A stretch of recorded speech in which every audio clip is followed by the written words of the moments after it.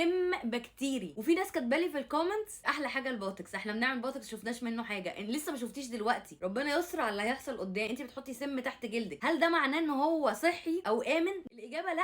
انا مش بقول انه ما بيعملش نتيجه، انا بقول انه مش امن. وطالما في بديل، طب ما استخدم البديل الامن اللي بيديني نفس النتيجه. كان عندي هنا 9 خطوط كانوا طالعين لي بسبب كنت بلعب رياضه في الشمس، فكل ده كان بيعمل لي حفر هنا تحت عينيا وكسرات في الجنب وهنا وهنا، وكان شكلي 10 سنين اكبر من سني. في حل بديل ان انا احفز الكولاجين الطبيعي اللي ربنا خلقنا بيه. ده اللي عايزه اقوله لكم، حرام عليكم، ربنا مديكم نعمه سن من العشرينات ثلاثينات اربعينات لسه عندنا انتاجيه الكولاجين غزيره جدا.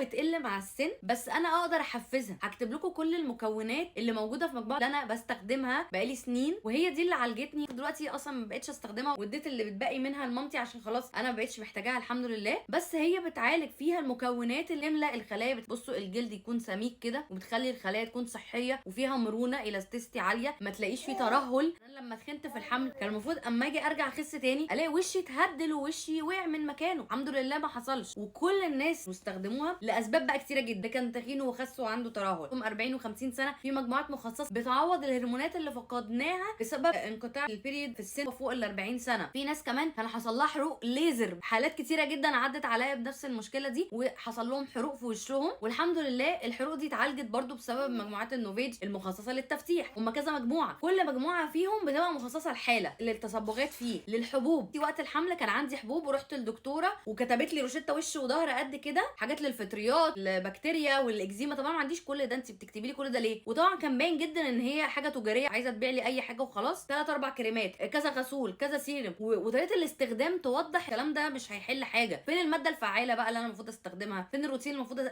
امشي عليه؟ ولما سالتها سؤال بسيط جدا، هتتعالج الحبوب؟ لا مش هتروح غير لما تولدي. يا سلام، وافضل 9 شهور متعذبه؟ ده كانت بتحرقني وطالعه لي في جسمي كله، فمش هقدر طبعا. الحمد لله رجعت لنفس استخدمت الغسول بس، فول موحد في كل المجموعات. في ايه؟ بيتحكم في الدهون الزياده، بيظبط الهرمونات بتاعه البشره. تخيلوا حاجه طبيعيه بتقلل الالتهاب، بتضيع التصبغات. المكونات الرئيسيه الهيرونيك اسيد والنياسيناميد والاوربيبتايد. في بقى حاجات تانية اهم من اقوى بكتير بتعمل مفعول. انا اكتشفت ان المجموعه دي فيها ريتينول نباتي، ده امن وقت الحمل ووقت الرضاعه، لان الريتينول عادي المتعارف عليه بتبقى ما ينفعش مع الرضاعه والحمل. ما تاخدوش كلام من اي حد، انا لا بلوجر ولا انفلونسر ولا الشركه بتعمل كامبين فبعتلي مثلا المجموعه دي اعمل عليها دعايه وبتدياني فلوس. مفيش الكلام ده. انا واحده عاديه جدا بتكلم عن تجربتي وبتكلم عن حاجات انا بستخدمها ولويل ليها بقالي سنين.